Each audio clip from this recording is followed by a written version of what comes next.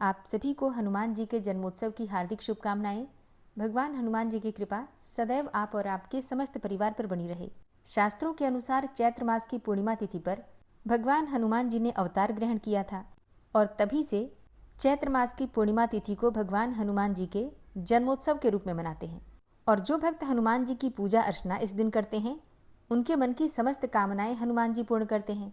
भगवान हनुमान जब प्रसन्न हो जाते हैं तो जीवन के सभी संकट दूर हो जाते हैं और सभी प्रकार के दुख से, संताप से, शोक से मुक्ति मिल जाती है। तो संकटों से मुक्ति पाने के लिए और हनुमान जी की विशेष कृपा की प्राप्ति के लिए, मन की समस्त कामनाओं को पूर्ण करने के लिए बल, बुद्धि और विद्या के दाता भगवान हनुमान जी की आराधना चैत्र मास की पूर्णिमा पर सभी को करनी चाहिए। तो आज की वीडियो में आप जानेंगे कि चैत्र मास की पूर्णिमा तिथि अर्थात हनुमान जी के जन्मोत्सव के दिन किस प्रकार से उनकी पूजा आराधना करें, कौन सा उपाय करें, कौन सा शुभ मुहूर्त है जिस समय में पूजा करने से हनुमान जी की विशेष कृपा हमें प्राप्त होगी, और कौन सी वस्तु हनुमान जी को अर्पित करें जिससे कि मन चाही कामना हमारी पूर्ण हो। चाहे फिर रोग से मुक्ति की कामना हो, ऋण से मुक्ति की कामना हो, आर्थिक समृद्धि की कामना हो, शत्रुओं से मुक्ति पाना चाहते हो, तो कौन सा उपाय करें, किस प्रकार से हनुमान जी को प्रसन्न करें। तो हनुमान जी के जन्मोत्सव पर हनुमान जी की पूजा विधि और उपाय आज की वीडियो में शेयर करूंगी। तो आज की वीडियो बहुत महत्वपूर्ण है, पूरा ज़रूर देखिए। अच्छी लगे वीडियो तो लाइक भी ज़रूर कीजिए, क्योंकि आपके लाइक्स, आपके कमेंट्स मेरे लिए बहुत महत्वपूर्ण होते हैं। ये एकमात्र ज़रिया है जिनसे मुझे पता चलता है कि आपको ये वीडियो अच्छी लगती हैं और आपके लिए ये वीडियो उपयोगी हैं।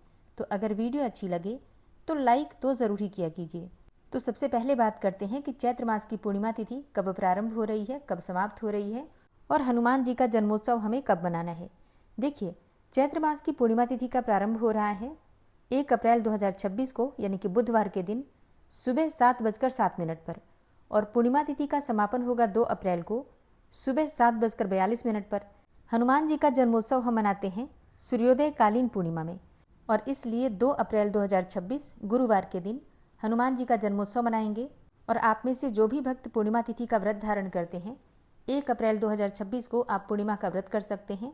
स्नान दान की पूर्णिमा 2 अप्रैल को है, और चैत्र मास की पूर्णिमा से वैशाख मास का स्नान प्रारंभ होता है। तो वैशाख मास का स्नान प्रारंभ होगा 2 अप्रैल 2026 गुरुवार से। अच्छा, जो भक्त पूर्णिमा तिथि का व्रत शुरू करना चाहते हैं, पहली बार शुरू करना चाहते हैं, तो इसी पूर्णिमा से आप पूर्णिमा व्रत का प्रारंभ कर सकते हैं। और पूर्णिमा तिथि की संपूर्ण विधि की जानकारी अगर आपको चाहिए तो चैनल पर वीडियो अपलोड हो चुकी है, आप देख सकते हैं। बात करें हनुमान जन्मोत्सव के शुभ मुहूर्त के बारे में, तो देखिए 2 अप्रैल को सूर्योदय काल का समय है सुबह 6:10 पर, और सूर्यास्त होगा शाम को 6:40 पर, और ब्रह्म मुहूर्त सुबह 4 बजे से 5 बजे तक, और अभिजित मुहूर्त दोपहर 12 बजे से 12:50 तक। हनुमान जन्मोत्सव पर पूजा का जो सबसे श्रेष्ठ मुहूर्त है 2 अप्रैल को सुबह 6:10 से सुबह 7:42 तक। दूसरा शुभ मुहूर्त है शाम को 6:39 से रात्रि में 8:06 तक। तो इन शुभ मुहूर्तों में आप हनुमान जी की पूजा कर सकते हैं। इसके अलावा भी, जैसे कि अगर आप चाहें तो ब्रह्म मुहूर्त में भी स्नान करके पूजा कर सकते हैं, और दोपहर 12 बजे से 12:50 तक जो अभिजित मुहूर्त का समय है, इस समय में भी आप पूजा आराधना कर सकते हैं। तो बहुत सारे शुभ मुहूर्त हैं और बहुत सारे शुभ योग हमें प्राप्त हो रहे हैं हनुमान जी के जन्मोत्सव पर। जैसे कि ध्रुव योग और हस्त नक्षत्र का संयोग रहेगा। ध्रुव योग सूर्योदय से लेकर दोपहर 2:20 तक रहेगा। इसके बाद व्याघात योग शुरू हो जाएगा। फिर शाम को 5:38 तक हस्त नक्षत्र भी रहने वाला है। तो इसके बाद लग जाएगा चित्रा नक्षत्र। तो 2 अप्रैल को हनुमान जी का जन्मोत्सव है। पूरा ही दिन बहुत शुभ है। आप अपनी सुविधा के अनुसार किसी भी शुभ मुहूर्त में हनुमान जी की पूजा कर सकते हैं। पूजा की विधि क्या होगी, तो देखिए, प्रातःकाल जल्दी उठ जाइए, उठकर नित्य कर्मों से निवृत्त हो जाइए, स्नान कर लीजिए। स्नान करने के बाद आज आपको लाल रंग के वस्त्र धारण करने हैं, क्योंकि हनुमान जी को लाल रंग बहुत प्रिय है। तो उनके प्रिय रंगों के वस्त्र धारण करें। फिर एक तांबे के पात्र में थोड़ा सा गंगा जल, शुद्ध जल से भर दीजिए इस पात्र को।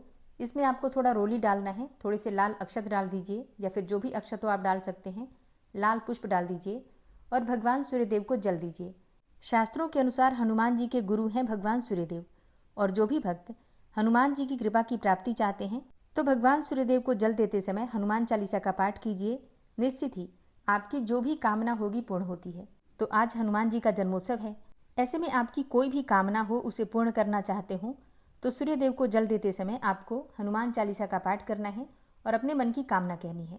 निश्चित ही आपकी कामना हनुमान जी और सूर्य देवता की कृपा से पूर्ण होती है। इसके बाद आपको हनुमान जी की पूजा के लिए चौकी लगाना है। आप चाहें तो घर के मंदिर में जहाँ पर हनुमान जी विराजित हैं वहीं पर पूजा कर सकते हैं। अगर आपके घर में हनुमान जी की फोटो नहीं है या फिर मूर्ति नहीं है तो आप चाहें तो एक दिन पहले लेकर आ सकते हैं। घर के मंदिर में हनुमान जी की फोटो या फिर मूर्ति होनी ही चाहिए। और मान लीजिए कि आपके पास हनुमान जी की फोटो या मूर्ति नहीं है तो ऐसे में क्या करें? तो ऐसे में आप चौकी पर विराजित कर सकते हैं श्री रामचरितमानस जी। रामायण जी को विराजित कर दीजिए। और इस ग्रंथ में सबसे ऊपर बना होता है राम दरबार का चित्र, जहाँ की भगवान श्री राम के साथ ही हनुमान जी भी विराजित होते हैं।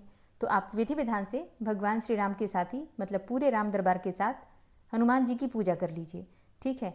या फिर हनुमान चालीसा आपके पास होगी ही, मतलब सभी के पास होती है, तो हनुमान चालीसा के ऊपर भी हनुमान जी बने होते हैं, आप उसमें से भी हनुमान जी की पूजा कर सकते हैं।